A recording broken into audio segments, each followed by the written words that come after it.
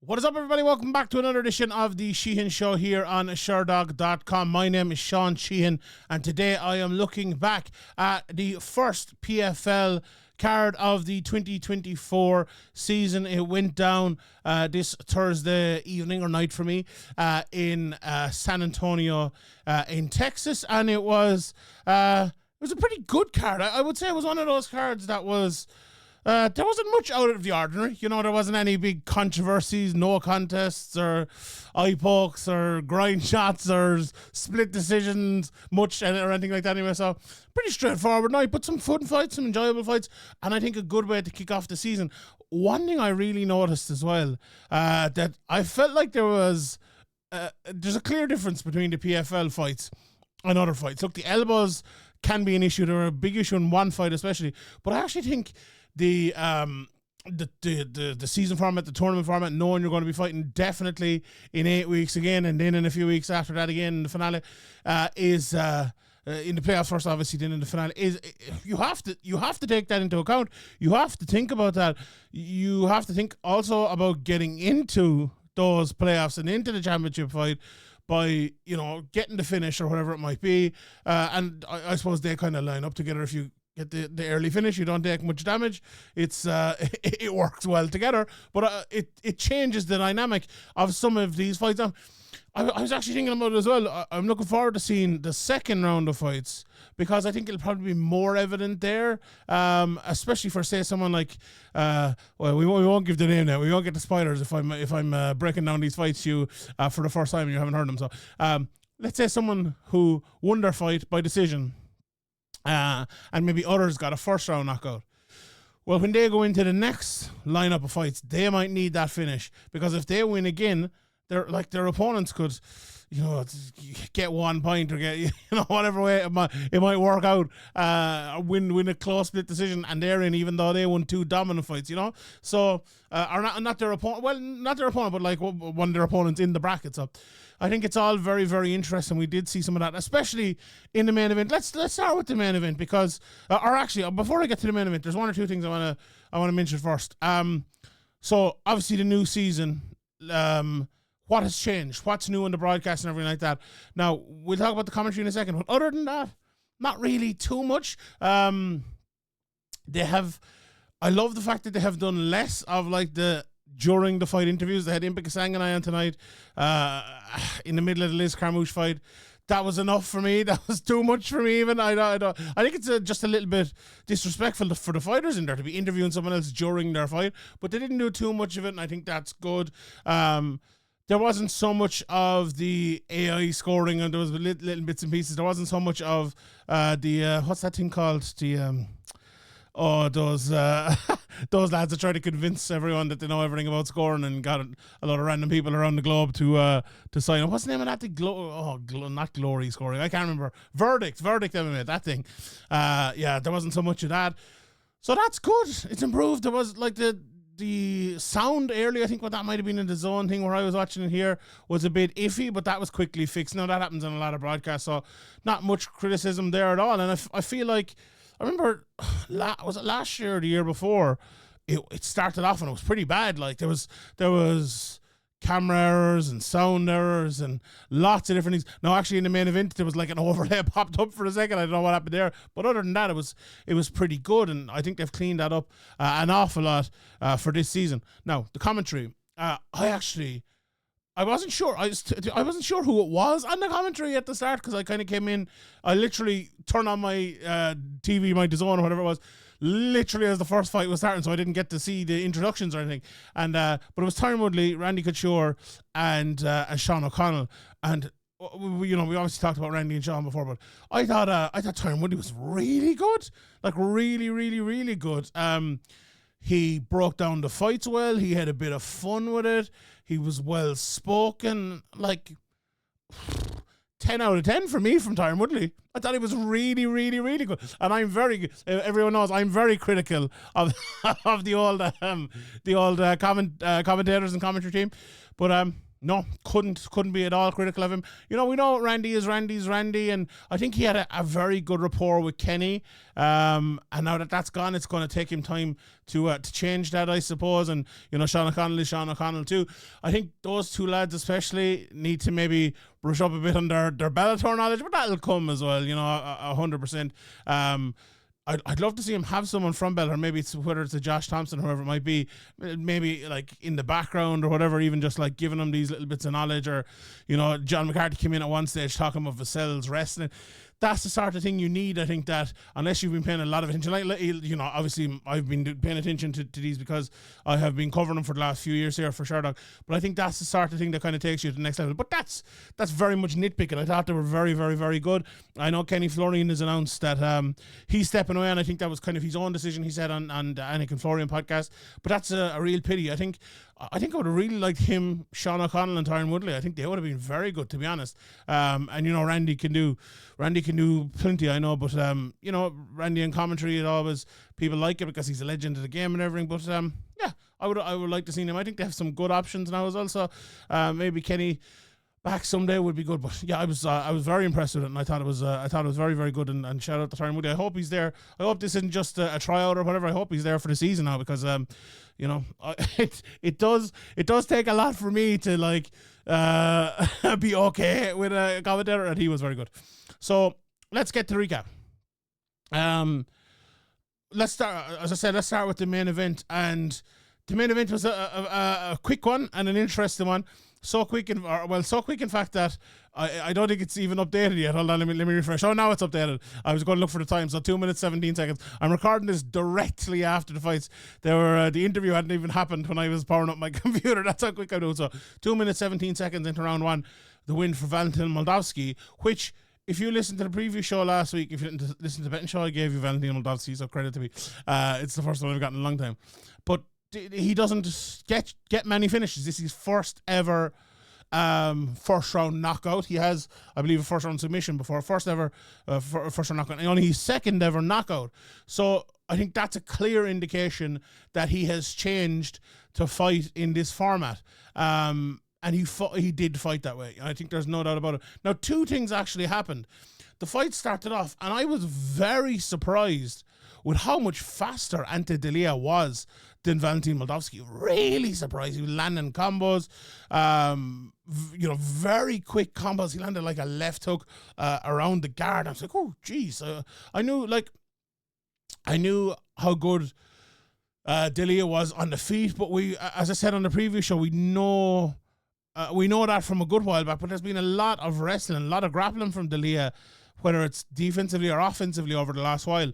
And I was like, how well will he strike and stand up? But early looked very, very good. There was a groin strike then, and I think that gave time for Moldavsky to kind of like, even though we were only 35, 40 seconds into the fight or whatever, gave him time to come out and be like, I can't stand in ceremony here and let this guy be this much faster than me in the heavyweight division, because he's got good striking. He's going to knock me out, and that it could have been the other way around, or for most heavyweights, it's a vicious division, and if you let someone be the faster man, land those shots, you're going to get knocked out. And credit to Moldavsky, he immediately changed that up and took his game to the next level. He came out attacking, put Delia on his back foot, and you could hear Sean O'Connell on the commentary talking about like, how often do you see Ante Delia on his back foot? And the answer is, look, not very often.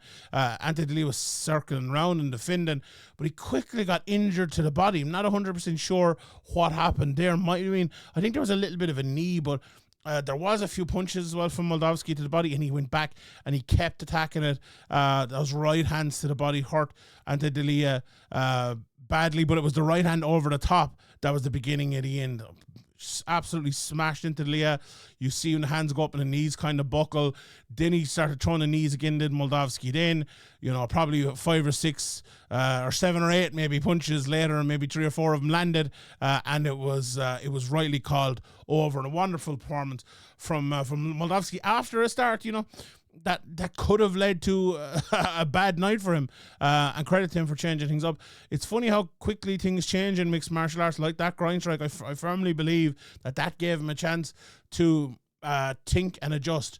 Now, if it didn't happen, would he have taught and adjusted on the fly? Very much maybe. Very much so. Something else might have happened. There might have been, a bit of a slip or a bit of a knockdown or a bit of a, even a bit of separation, and it could have started happening like that anyway. But however, a very good win. I do think there must have been something with it delayed, though. There was definitely something happened to the body, whether it was something he brought in or something he just kind of got clipped with. I'm not too sure, but a wonderful finish anyway from Moldavsky, the 6 points, and he goes on to compete in 8 weeks' time, and we'll see if he can get into the playoffs. Right, the next fight was also in the heavyweight division. It was Denis Goltsov against Lyndon Vassell, and this one was a much more drawn-out, long, languid type affair into the 3 minutes, 11 seconds of round 3, with Denis Goltsov getting the win, but it very much didn't start that way. Vassell in the first round immediately got the takedown.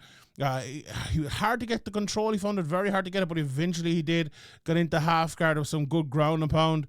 Got into the side control, but he was nearly swept, so he went back to the half guard, into the side control again, landed a few shots, got the crucifix. But the biggest issue here was how good Goltsov was off of his back.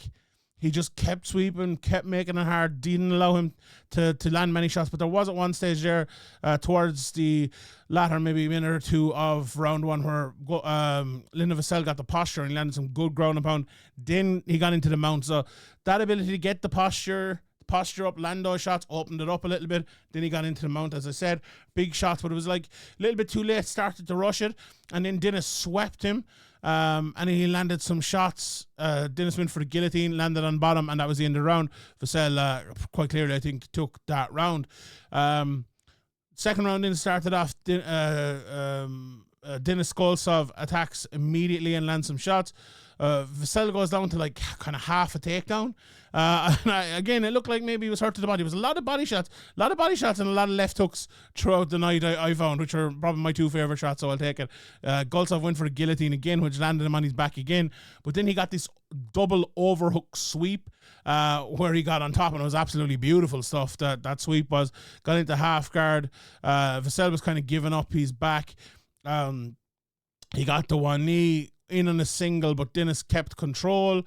Landed some big shots from the right and kind of riding out that position, tired out Vassell, and he got to the cage and he kind of sat with Denis on top of him, where Denis landed some heavy ground and pound, and it could have been stopped there. Wasn't stopped. I think that was a 10-8 round. And then the body language looked very bad. He looked like Marcus Rashford running back for a ball, and at the start of the third round from Vassell, he looked so tired. There was just nothing left in him. There was really just nothing left in him, taken down quick.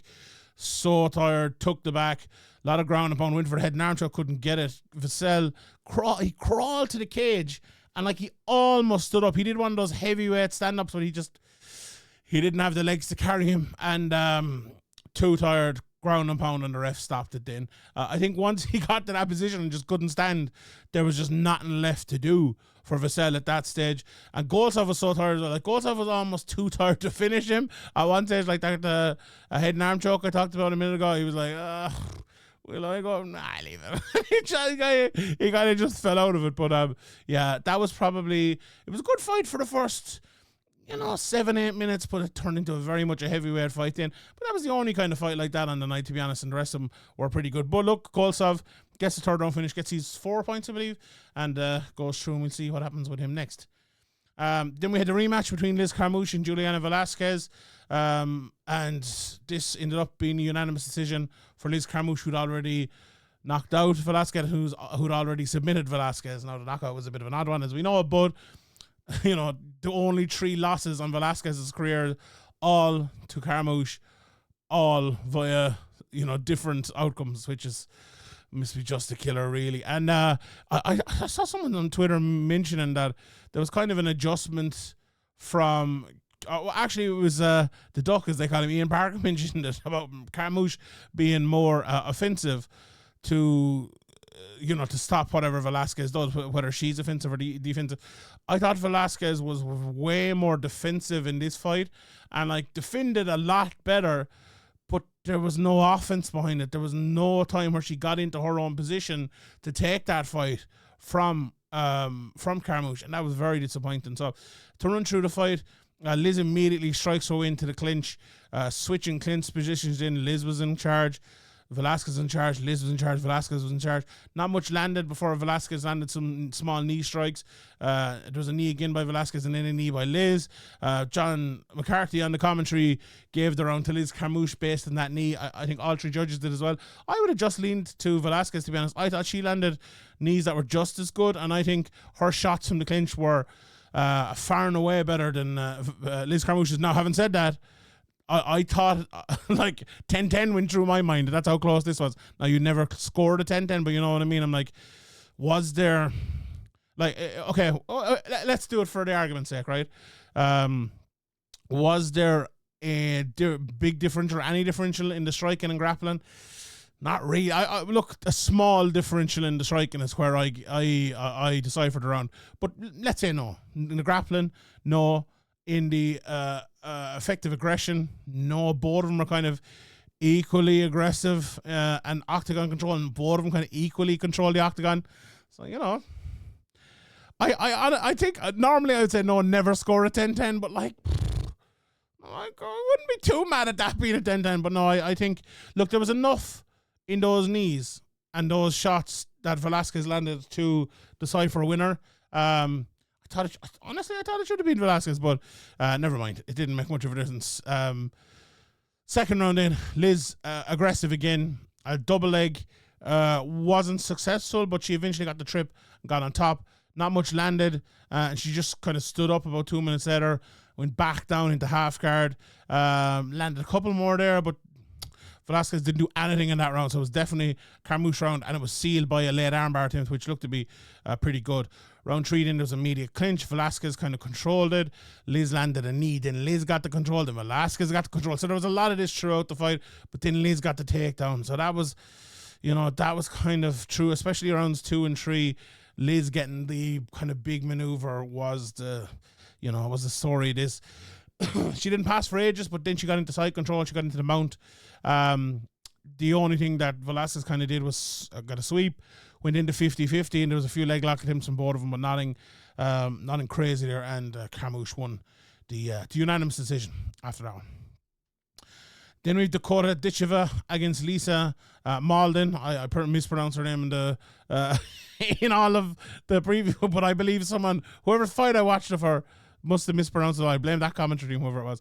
But she looked terrified walking out, did poor old Lisa, and she had the right to be. Ditcheva immediately established her range with the kicks, kicking high and low. After 2 leg kicks, the calf was absolutely reddened.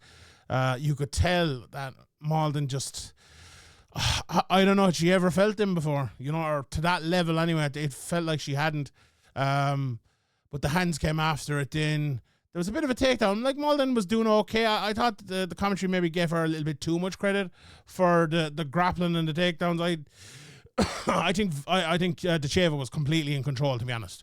I think she was happy enough with the fight to go to the ground. But Lisa defended well. She got back up, another clinch. Lisa kind of got a bit of a throw. She was on top for a second, but Ditcheva got straight back up. Lovely combination with Ditcheva.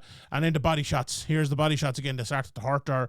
Malden, you could kind of see like she wasn't long for this world after that. There was some ground upon him when she got on top. More shots when they stood up, and I believe it was kind of the left hook to the right hand for Ditcheva that was the real finisher, and Malden just collapsed like a controlled explosion went down, and you know, it kind of is a controlled explosion when Dakota Ditcheva is fighting. Absolutely brilliant. I saw there was a few people giving out to me on Twitter for it, but she might be the best 125-pound woman in the world. I want to say might now. She's only 11 fights into her career, and she hasn't fought a lot of competition. And certainly Lisa Malden isn't going to decipher whether you're the best in the world or not. But I'm looking at her skill set. I'm looking at how quickly she throws her shots, how hard she throws her shots. I watched her up close in her last fight, and she was unbelievable. I'm telling you, it's I think with Valentina Shevchenko kind of maybe on her last legs here, what we saw with Firo and Blanchfield the last day. Liz Carmouche is there, all right, but I don't think it's out of the question that Dakota Ditcheva would beat any of those people I named right now. Now maybe not Shevchenko in her pump, but I don't think Shevchenko's in her pump anymore. And especially by the time like Ditcheva, let's say Ditcheva goes to the UFC in a couple of years, I don't think Shevchenko will be there then. So I think she's well on her way to becoming the best 125 pounder world and maybe the best female fighter in the world. I really truly believe she could become that. Now, you know, she'd come out and fight Liz Carmouche in her next fight and lose, but she could still become that, you know. But she has all the talent. Having all the talent doesn't mean you'll get there, but she has all the talent. There's no doubt about that. So a very, very good finish for her. And she got the stoppage there at 3:54 of round one. It was the last second of round one that Daniel James beat Marcelo Golm in the prelim headliner here. It was a quick takedown for Golm. James was holding on to the overhook on the ground, but getting battered with left hands as he did it. Got into half guard. James gets the underhook and sits. This was so odd, right? So James got the underhook and he sat against the cage and he just started taking huge shots while sitting there with the controlling position. I'm like, what are you doing? Move. But Golm got into mount in after he did move. James, I used to call Daniel James Bellator Derek Lewis. I have to call him PFL Derek Lewis now. He just bucked out off the mount. Golm got into half guard, but James reversed it into his own half guard. Attacks with massive ground and pound. Controlled in the back. Huge ground and pound again for James. And Golm just could not survive. And the fight was stopped with 1 second left in the first round. And a very, very good finish for Daniel James. And you'll see a lot of these fights from Daniel James in his run in PFL over the next while. Then we had another heavyweight fight, and this one was a real good fight. You might think, okay, 3 rounds of heavyweight action between Belay Ivanov and Sergey Bilashtin. You might think, okay, not great, lads. I'm glad I didn't stay up for that, but you'd be wrong. Really, really, really good fight. Both were throwing bombs to start it off with. Sergey was landing the better, for me, early anyway. Left hand by Ivanov though started landing. It was a lovely shot down the middle. Barrage by Billow as well. I'm going to start calling him Billow. A barrage of uppercuts. Ivanov then was landing the better. Billow was stepping back and he got more defensive at that point, which was smart because they both kind of started landing again. So it took him from a place where Ivanov was landing the better to it being even, and then when he kind of got tired towards the end of the round, Sergey, it kind of, you know, Ivanov didn't get too much ahead there. Round 2, I wrote in my notes that Bilastine decided to become the athlete. And he was just so much faster than Ivanov, landed loads of shots. Ivanov barely survived it, but he did. And then Bilo got very tired. Backs into the clinch. He was landing well to the body, though, and it was a smart display from Sergey, I'll tell you what, because he kept landing counters and he kept landing kind of dirty little shots when he looked tired, when it looked like Ivanov was kind of winning. And, you know, Ivanov's eye closed up then. There was a bit of blood and landed to the body very, very well. In the third round, look, they were both very tired. Ivanov was throwing more but missing more as well. The Sergey jab was lovely. Again, the counters were lovely. And Sergey kind of just picked him off, I thought, in that third round to win it. But a very good fight, a very fun fight. Both of them, you know, they were tired, but they kept going in that third round. And it was by no means a slap fest or anything like that. So really good. If there was one fight you wanted to go back and check out, I'd go for Ditcheva first to watch her. But this would probably be the fight of the night for me. Very good fight. Then we had Talia Santos against Arya Stark, Alia Joanna, and it was... you know, she normally said not today. It was today, unfortunately, for Joanna. What's rest of Talia Santos? We found out they were both a tad wild early. Santos got on top, head and arm. She went for the straight arm bar. Neither were too close, but into close guard for ages. Good ground and pound for Santos. She adjusted. And she got the rear naked choke. And that was about that in that fight. It went very quickly. 3:57 of round one. It's just an absolute destruction for Talia Santos there. And she's going to go on. Like, there's her, there's Ditcheva, and there's Carmouche in that division now with Kanawanatabe, who we'll talk about a little bit later on. But very, very fun. Very fun division, that is. The next fight then was Steve Murray against Oleg Popov in the heavyweight division. Tall Steve landed a few early. Oleg clinched him up. But Tall Steve was defending well. And then this was so frustrating. I have a bit of a soft spot for tall Steve Mowry, but he just abandoned the over-under position and he got taken down. I'm like, what are you doing? Got up with too much issue then, and he took the back of Oleg, trying to defend, 2 hooks in, body triangle for Mowry, couldn't get the choke, but moved for ground and pound. Popov got to his knees, still in the body triangle though. Mowry cranked. Crank looked close, and head face crank, not close enough though. Oleg slipped to the top and landed a couple of heavy shots towards the end. In the second round, there was just zero defense from either of them. Both were landing. Oleg landed best with those left hooks again. Steve threw a knee and got taken down, and that was that. The low fight IQ to throw a knee like that when you're so much taller than your opponent. Side control for Oleg, got the crucifix, and it was, as I actually tweeted before Sean O'Connell said it, but it was death by 1,000 punches in that crucifix position for Mowry, but for Popov to get the win there at 3:47 of the second round. I mentioned Kana Wanatabe earlier on. She got the decision over 3 rounds against Shanna Young. Young missed weight coming in, so she was never going to get the full points anyway. So they came out trading. Wanatabe, or Watanabe, I always pronounce her name wrong. She clinched and got her back.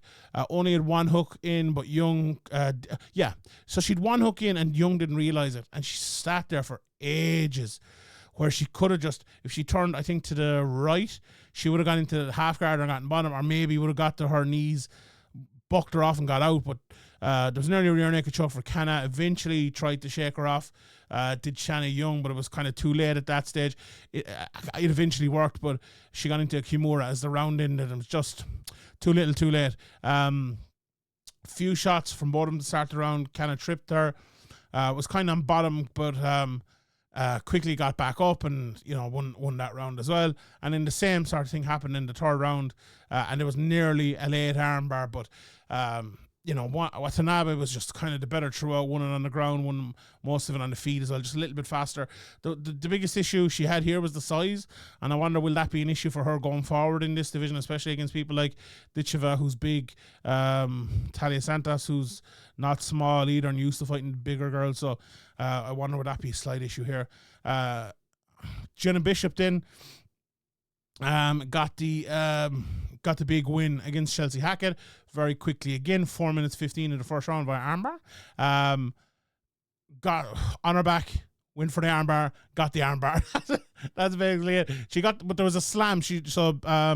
Hackett slammed her, and it just kind of made the submission tighter. And it's interesting. There was a lot of armbar tries, a lot of Kimura tries and things like that. And I wonder, is that because they can't throw elbows? I wonder if you're fighting off your back. A lot of the defense now off your back is throwing elbows, but now maybe it's encouraging people to use their submissions more and go for more arm bars and more triangles and things like that off their back, which is good. They don't work, but it's good. Now this one, well, she did get the arm bar, I suppose, and that was very good. The biggest shock of the night was for Dimitri Ivy in the featherweight division. This was a showcase fight. He beat Lucas Brennan. Loads of clinching and infighting throughout this fight.